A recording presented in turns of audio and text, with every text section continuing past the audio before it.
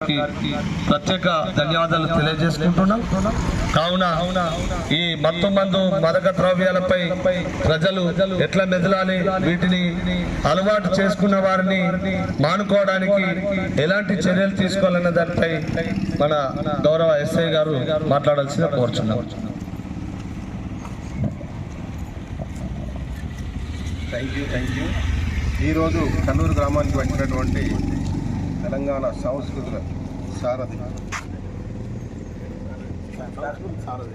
సాంస్కృతిక సారథి వారి సారథ్యంలో గౌరవ జగిత్యాల జిల్లా కలెక్టర్ మరియు ఎస్పీ గారి ఆధ్వర్యంలో జరుగుతున్నటువంటి ఆదేశాల మేరకు జరుగుతున్నటువంటి రోడ్ సేఫ్టీ కానీ ఈ డ్రగ్స్కు గురించి అవేర్నెస్ ప్రోగ్రాంకు వచ్చినటువంటి వారికి మా పోలీస్ శాఖ తరఫున ప్రత్యేకమైన ధన్యవాదాలు తెలుపుకుంటున్నాను.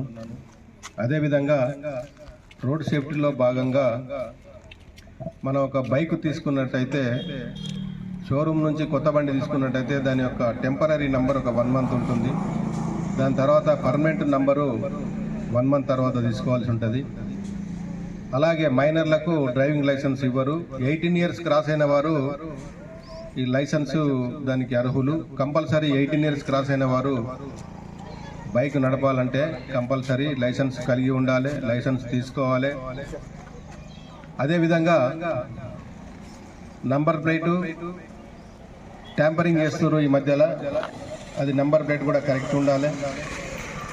మోటార్ వెహికల్ యాక్ట్ ప్రకారం ఉండవలసినటువంటి నంబర్ ప్లేటు కంపల్సరీ అది ఏ డిజైన్తో ఉంటుందో అదే డిజైన్తో వాళ్ళే ఫిక్స్ చేస్తారు కాబట్టి అక్కడనే ఫిక్స్ చేయించుకోవాలి. దాని మీద ఎలాంటి వేరే రకమైనటువంటి పేర్లు కానీ ఇంకా రకరకాలుగా చేస్తారు, అవి చేయకూడదు. అదేవిధంగా కంపల్సరీ ఇన్సూరెన్స్ ఉండాలి. షోరూమ్ నుంచి 3 ఏళ్ళు 4 ఏళ్ళకి ఇన్సూరెన్స్ ఇస్తున్నారు. అది అయిపోయిన తర్వాత మనవారు మళ్ళీ దాన్ని రిన్యువల్ చేసుకోవడం కొంత మర్చిపోతున్నారు. అది ఒకటి చూడవలసిందిగా కోరుతున్నా. అన్నిటికంటే ముఖ్యము రోడ్ సేఫ్టీలో భాగంగా యాక్సిడెంట్స్ బాగా జరుగుతున్నాయి. Over speeding, triple ride, drunk and drive, mobile driving, ఈ కారణాల వలన యాక్సిడెంట్కి గురై చాలామంది యువత చనిపోతుండ్రు. మేజర్ ఇంజూర్ అయ్యి కాళ్ళు చేతులు విరిగి ఎందుకు పనికి రాకుండా మంచాన పడి ఉంటున్నారు. దీనికి కావాల్సింది తీసుకోవాల్సిన జాగ్రత్తలు ఏంటంటే కంపల్సరీ హెల్మెట్ ధరించాలి,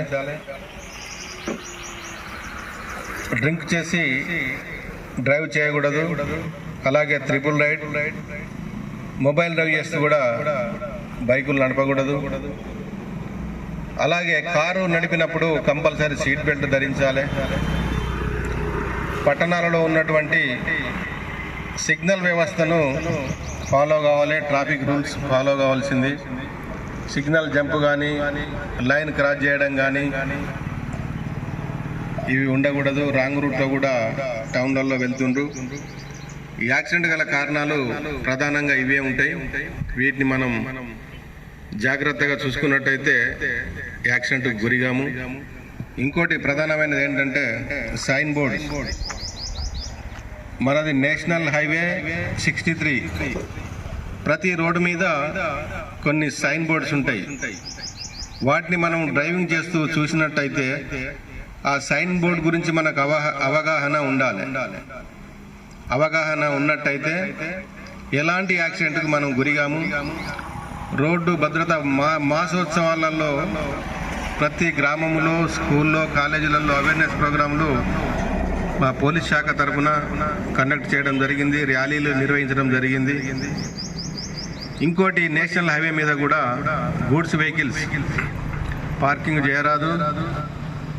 తర్వాత హెవీ లోడు హైట్ పెంచరాదు.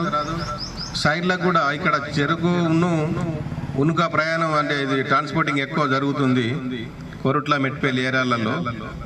అవి బోత్ సైడ్ ఎక్స్టెన్షన్ అవుతున్నాయి.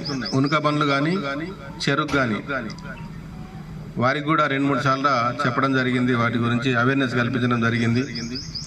తర్వాత గూడ్స్ బండ్లలో ప్యాసింజర్ను తీసుకుపోవడం కూడా అది కరెక్ట్ కాదు. దాని గురించి కూడా అవేర్నెస్ కల్పించడం జరిగింది.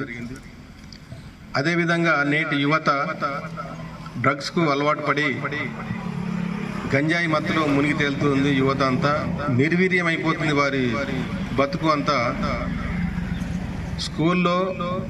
స్కూల్ తర్వాత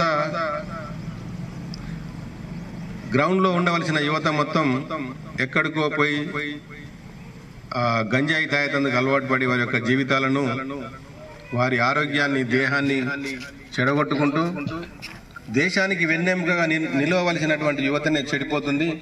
దాని మీద కూడా చాలా అవేర్నెస్ ప్రోగ్రాంలు కండక్ట్ చేయడం జరిగింది. ప్రతి హై స్కూలు, కాలేజీలలో, డిగ్రీ కాలేజ్, అలాగే ఈ ఆటో డ్రైవర్స్, లారీ డ్రైవర్స్ వీరందరికీ అవేర్నెస్ ప్రోగ్రాంలు కండక్ట్ చేయడం జరిగింది. ఇంకోటి సైబర్ క్రైమ్. ప్రతిరోజు ఎవరో ఒకరు సైబర్ క్రైమ్కు గురవుతూనే ఉన్నారు. అందులో రకరకాలుగా మనం ఏదైతే జరుగుతున్నాయో వాటి మీద అవేర్నెస్ కల్పిస్తున్నాం. తర్వాత వారు ఈ కంప్యూటర్లో చాలా నాలెడ్జ్ సంపాదించిన వారు ఈజీ ఎర్నింగ్ మనీకి అలవాటు పడి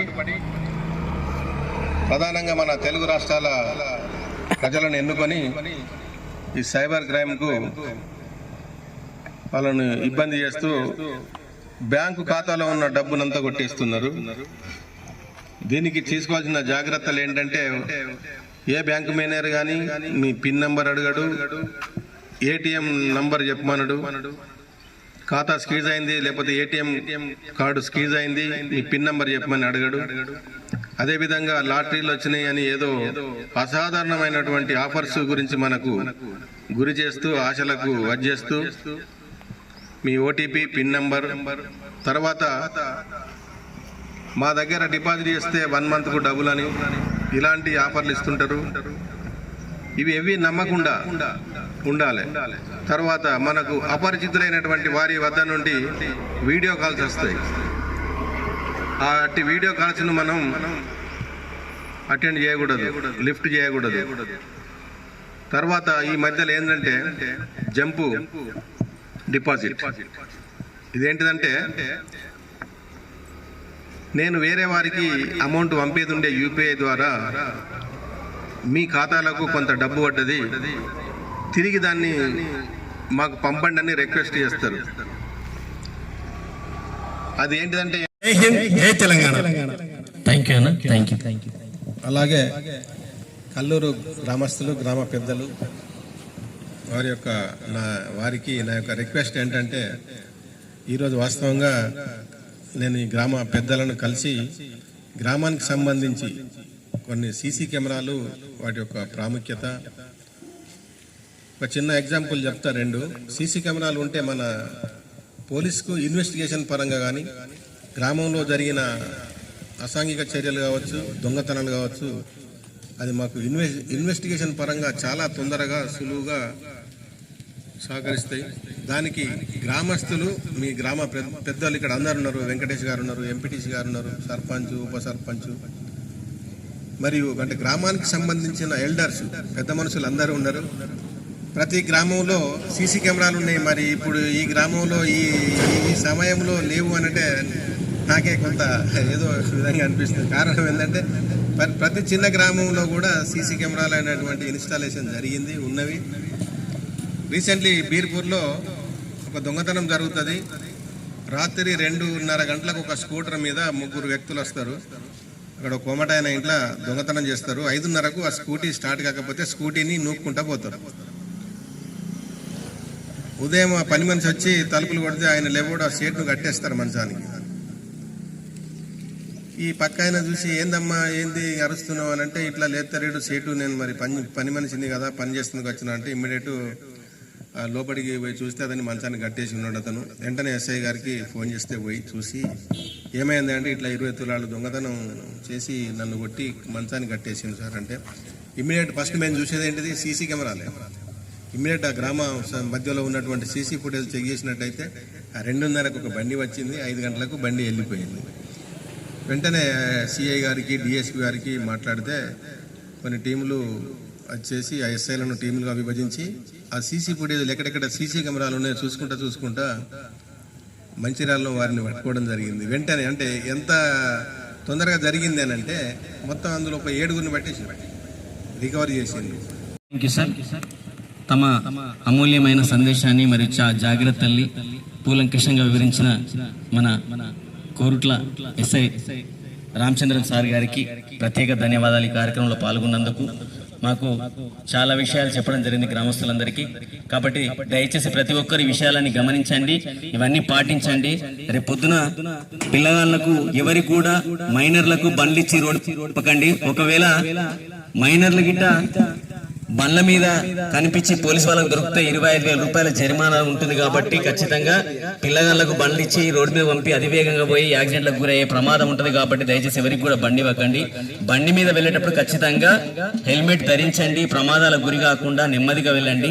ఈ కార్యక్రమాన్ని ఉద్దేశించి మా అశోకన్న గలం లోపల ఒక మంచి పాట విందాం.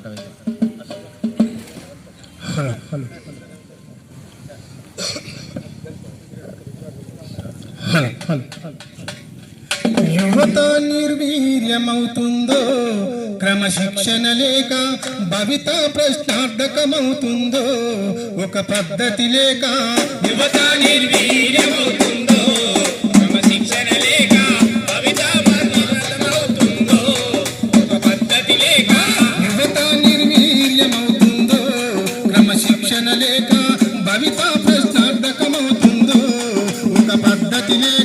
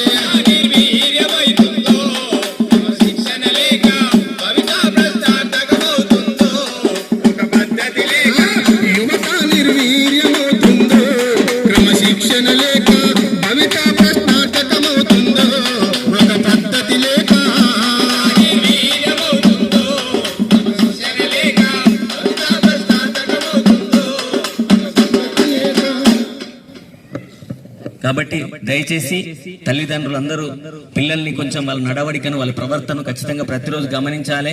ఏదో ఎదిగింది కదా కాలేజీకి వెళ్తుండ్రు అటు పోతుండ్రు బండ్ల మీద పోతుండ్రు అని చెప్పి చూడొద్దు, నిర్లక్ష్యం వహించద్దు. ఎందుకంటే చేతికి వచ్చిన కొడుకు చేజారిపోతే ఆ తల్లిదండ్రులకు ఎంత గర్భశోకం ఉంటుందో ఆ విషయాన్ని మీ అందరికీ తెలుసు. కాబట్టి పిల్లగాళ్ళను మనం ఏదో కాలేజీకి వెళ్తుండ్రు చదువుకుంటున్నారు అని చెప్పి మనం నిర్లక్ష్యం చేయొద్దు. వాళ్ళు ఏం చేస్తుండ్రు కాలేజీ కూడా అప్పుడప్పుడు పోయి రావాలి.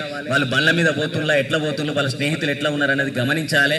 ఎందుకంటే ఎందుకంటే పోలీసు వాళ్ళు ఎన్ని చట్టాలు తీసుకొచ్చినా గానీ, ఎన్ని చేసినా గానీ, ఎన్ని శిక్షలు విధించినా గానీ వాళ్ళు చేస్తా ఉన్నారు. కాబట్టి ఫస్ట్ తల్లిదండ్రులు కూడా బాధ్యతాయుతంగా మెదలాలి, పిల్లల్ని కూడా ఖచ్చితంగా సక్రమార్గంలో పెట్టాలని చెప్పి సందర్భంగా తెలియజేస్తూ, వాహనాల మీద వెళ్ళేటప్పుడు అతివేగంగా వెళ్ళకండి. దయచేసి పనులకు వెళ్ళే వాళ్ళు కానీ ఎవరైనా కానీ ఏదో మనకు అర్జెంట్ అవసరం ఉన్నా కానీ నెమ్మదిగానే వెళ్ళండి. మరీ స్పీడ్ గా వెళ్ళి వేరొకరి గుర్తి వేరొకరి ప్రాణాన్ని తీసే విధంగా, మన ప్రాణం కోల్పోయే విధంగా మనం ప్రవర్తించద్దు.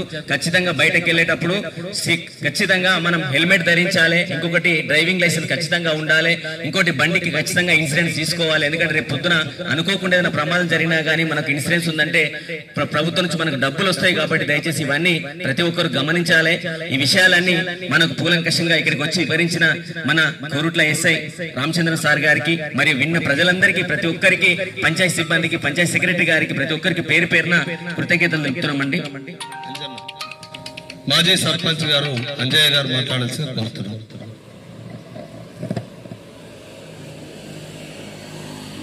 ఈరోజు ఏదైతే యువత మా కోరుట్ల ఎస్ఐ గారు చాలా చక్కగా వివరించారు సార్. ఒక్కొక్కటి పూసగుచ్చినట్టు నిజంగా మా తల్లిదండ్రులు కూడా అంత మంచిగా చెప్పలేకపోతున్నాం సార్. ఈ మధ్యనే సీట్ బెల్ట్ కోసం హెల్మెట్ పెట్టుకున్నా కూడా మన పోలీస్ స్టేషన్లోనే విధులు నిర్వహించినటువంటి మేడం శ్వేత మేడం గారు, వారు చిల్వకోడూరు అనే గ్రామం దగ్గర నిజంగా బాధాకరం సార్. వారు బెల్ట్ పెట్టుకుని ఉంటే బెయిల్ బయటకు వస్తే బతికేదేమో. మరి అలాంటి సందర్భాలు చాలా మనం రోజు నిత్యం పేపర్లలో మన యొక్క ఏదైతే వాట్సాప్ లో చూస్తున్నాం, అయినా కూడా మారతలేం. మనం ఎవరో కాదు, మనకు మనమే మారాలి కంపల్సరీ. మనం మారి ఇంకొకరికి స్ఫూర్తిదాయకంగా ఉండాలి. లేకపోతే తల్లిదండ్రులకు శోకం తప్పది. మా ఊర్లో కూడా ఒక పిల్లవాడు సార్, యంగ్ పిల్లాడు, తను పెళ్లి కూడా కాలేదు, ఒక్కడే కొడుకు. ఒక పెళ్లి పేరంటానికి వెళ్ళి వస్తుండగా అసూలు బాసిండు. పాపం వాళ్ళ కుటుంబం ఇప్పుడు మగదిక్కు లేని పరిస్థితిలో ఉంది. అలా చాలా చూస్తున్నాం, వింటున్నాం, న్యూస్ లో కూడా వింటున్నాం, కానీ దాన్ని ఆచరణలో పెడతలేం సార్. దయచేసి ఇప్పటికైనా యువత, మీరు విన్నవాళ్ళు, పెద్ద మనుషులు కూడా మనం ఒక నలుగురం కూర్చునే కాడ, ఛాయదాయ కాడ, ఇంకేదైనా పండుగల దగ్గర, మన యొక్క మిత్రుల దగ్గర, చుట్టాల దగ్గర ఈ విషయాన్ని తీసుకురావాలి. కంపల్సరీ ఈ యొక్క పద్ధతిని మనం పాటిస్తే మన యొక్క భద్రతను మనమే చూసుకున్న వాళ్ళమైతాం. దయచేసి ఈ యొక్క కార్యక్రమానికి మా కవుల బృందం ఎంత చక్కగా పాటను వినిపించి, వారు మాకు ఇంతకుముందు కూడా వస్తారు, మేము సర్పంచ్గా ఉన్న సందర్భంలో వచ్చారు అన్నగారు పెద్దన్న, అప్పుడు కూడా ఒక మంచి కార్యక్రమం మీదనే వచ్చారు. ఈ రోజు కూడా చాలా మంచి కార్యక్రమం తీసుకున్నారు సార్. ఇలాంటి వాటిని మరిన్ని, ఏదైతే కొన్ని మాదక ద్రవ్యాల మీద చెప్పారు మీరు, నిజంగా కూడా మళ్ళీ ప్రతి ఊళ్ళో కొంచెం ఈ గుడుంబనే మహమ్మారి ఉంది, దాని మీద కూడా దృష్టి పెట్టాలి సార్. ఎందుకంటే ఈ యొక్క ఎక్సైజ్ సుంకం పెంచుకుంటూ మందు బాటిళ్ళకి ఎక్కువ రేటు పెరిగిన కొద్దీ 100 రూపాయలలో అయిపోతాయనే ఉద్దేశాన్ని పెట్టుకొని వీళ్ళ ప్రాణాల మీద తెచ్చుకుంటారు సార్. మీరు అన్నట్టు అన్న మంచిగా చెప్పిండు, ఆ నరాలు పనిచేస్తలే, వాళ్ళకు లివస్తలేదు, కూసురత్తలేదు, చచ్చిపోయిన కూడు తిని ఆ బర్గర్లు, బన్నులు, అవోటి ఏవో ఆ న్యూడిల్స్ తిని, మీరు అన్నట్టు పచ్చి మక్కలు, పచ్చి అల్చంతకాయలు, మేము ఇదే బల్లే చదువుకున్నాం సార్. ఇక్కడ ఇవన్నీ అవే ఉంటుండే, పోయి ఈ జేబు నింపుకొని వచ్చి అవే తినేటిది. దయచేసి పిల్లలు ఇప్పటికైనా ఇవన్నిటిని బాగా మీరు దృష్టిలో పెట్టుకొని వీళ్ళ యొక్క ఆచరణలో మనం పెట్టుకున్నట్టే మన బాధ్యత మనమే కల్పించుకున్నట్టు అవుతామని కోరుకుంటూ